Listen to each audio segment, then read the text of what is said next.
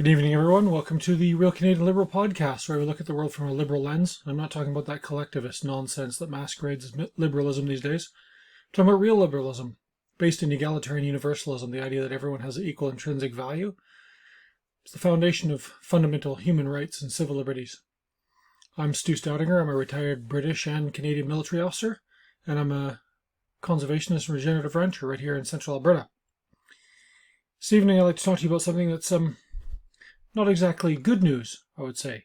I'd like to talk to you about the actions of the RCMP and, by extension, certain sectors of the Alberta government. I'd like to talk to you about what's gone wrong in the last 96 hours. We've had a pastor and his brother arrested. We've had Chris Scott from the Whistle Stop has been arrested. And what have these people done? Supposedly, they've broken some health orders, so they've been arrested for it. The problem with that is none of these health orders are even remotely legal. They've never followed the due process of law. And what does that mean?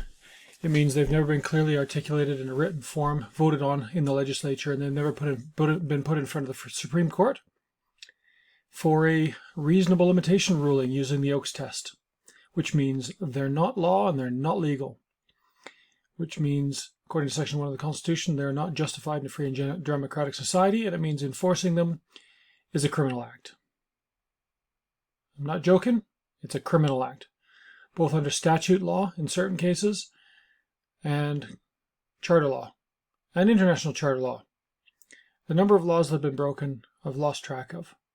I even realized today, going through my military background, where we concentrated mostly on international charter law and the Geneva Conventions, that they're in violation of Article 36 of the Geneva Conventions, which is unbelievable.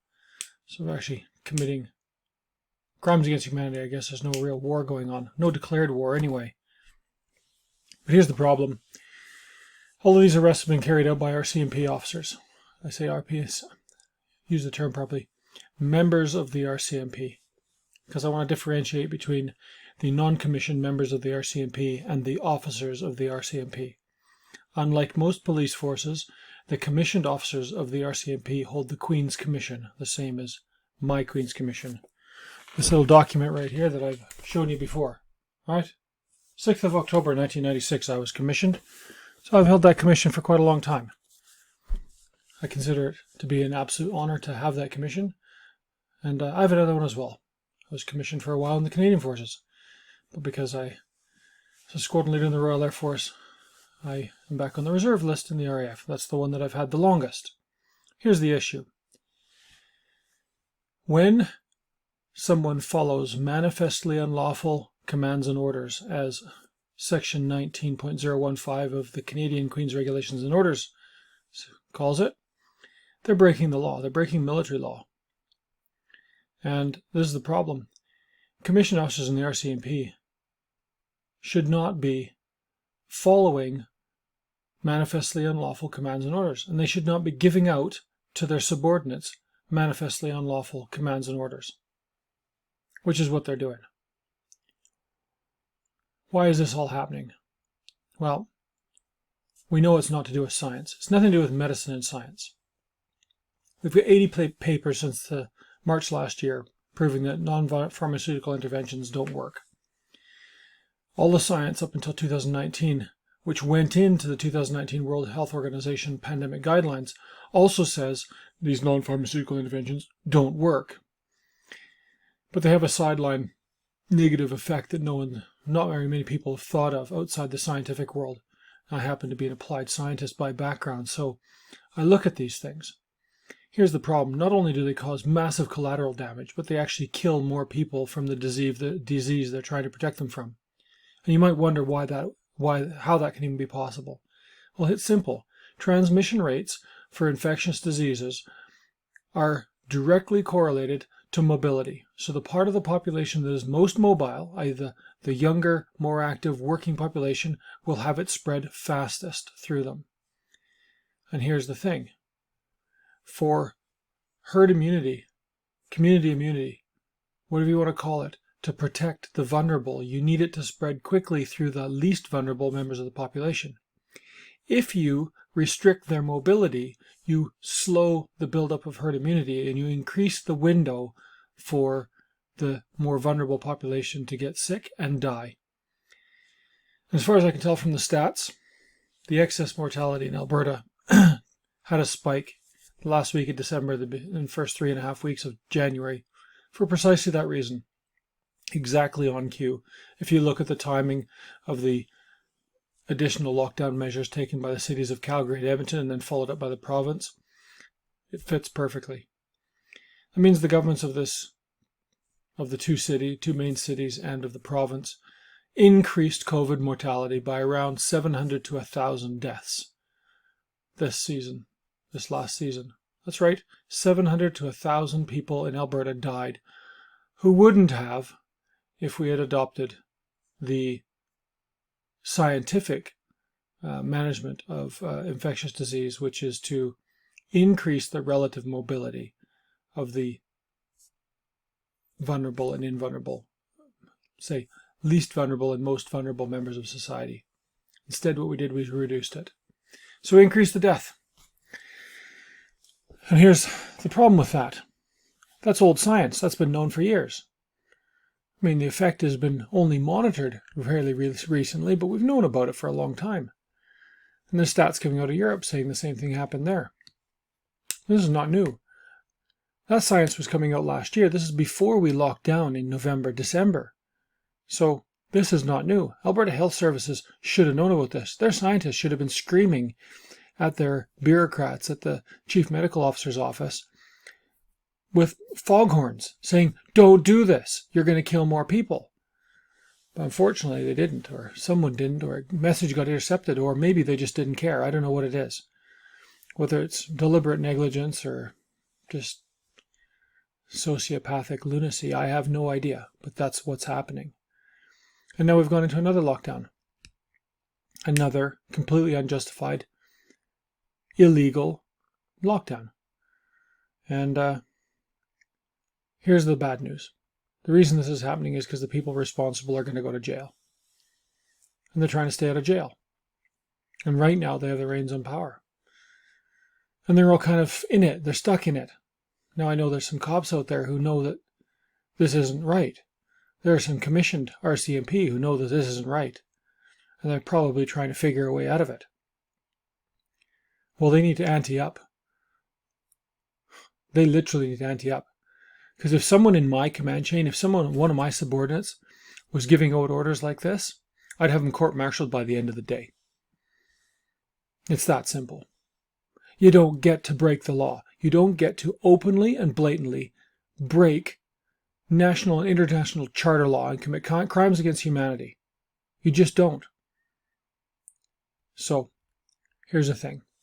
For everyone watching, for those who are just members of the public, who don't know what to do, who are just frustrated by this whole thing, have no idea which way is up, get a hold of your local councillor, city, town, or county councillor, whatever, and start petitioning them to get the RCMP as an organization out of your county, city, or town. Right? They're in breach of contract. They're breaking the law. Law enforcement can't break the law and still be within their contract. They're contracted through the Alberta government to provide law enforcement services. So get them out. Right? And I'm talking about the organization. I'm not necessarily talking about the people. Right? We have to separate the two out. There are good cops out there. So don't be going after individual cops. Don't be going after your local detachment necessarily. Right?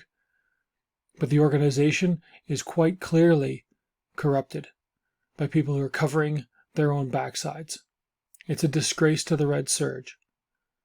It's a disgrace to that uniform. There's no way I would accept this coming from anyone close to me wearing the uniform that I have.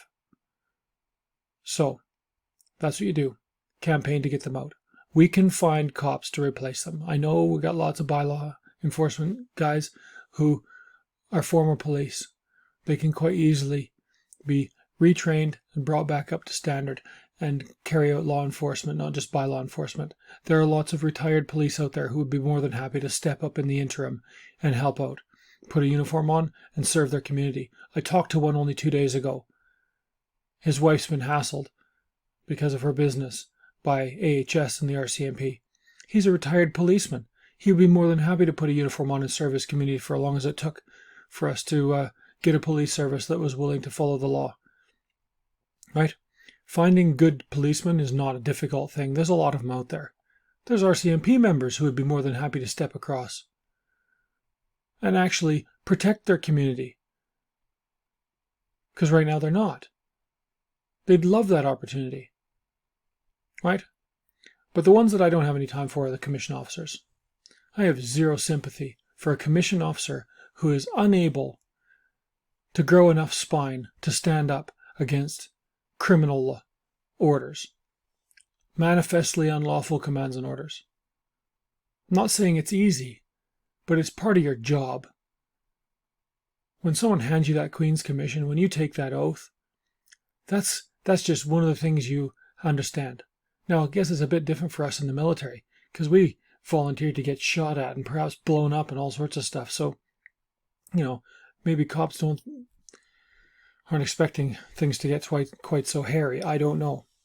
But if I was doing something like this, I guarantee you, when I was in my last command, if I even slightly got close to doing what some of these RCMP officers are doing, right?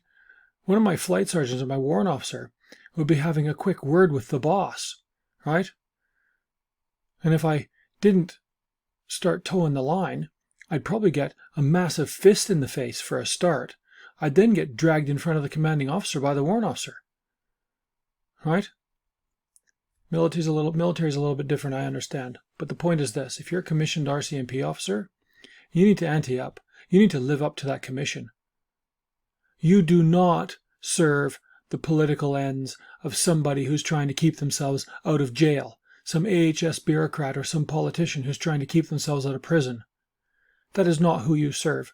You serve the Queen, and you serve the people who the Queen reigns over. Right? It's called the rule of law. We've had it for 800 years. That's what that commission stands for.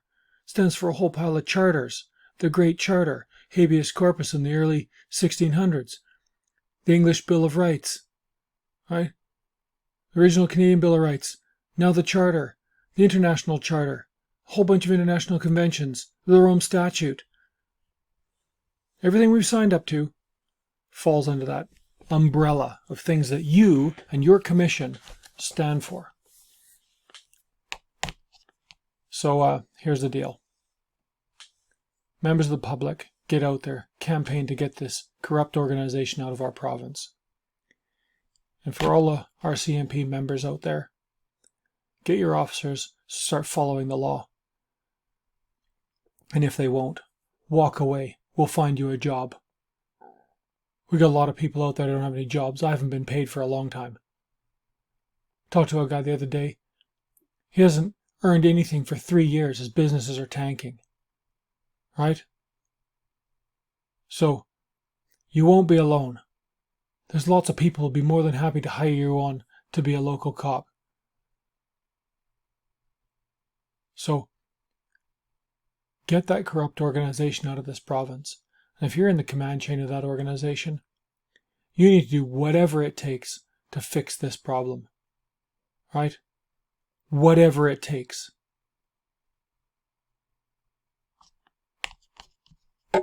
Anyway, that's it for me. Not good news. But do whatever it takes.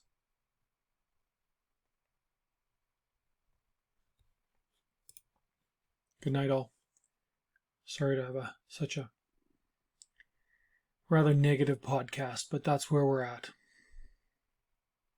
Hopefully, we'll have some good news this week. Wouldn't that be nice?